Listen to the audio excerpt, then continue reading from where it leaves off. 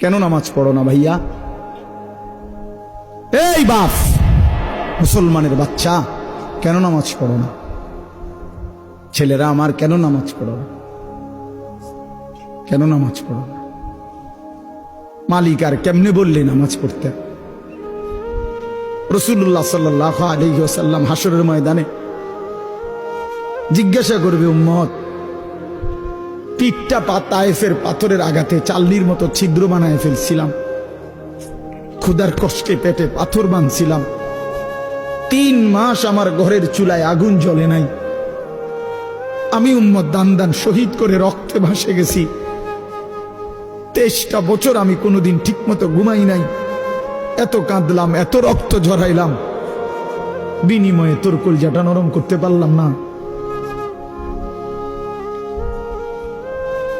তোর দিলটা নরম করতে পারলাম না উম্মত। আমি আর কত কাঁদলে তুই আমার কথা শুনতাম? আমি আর কত রক্ত ঝরাইলে আমি নবীর কথা মনে পড়তো? বলেন, কি বলবেন ভাই? বলেন, কি জবাব হতে পারে তখন?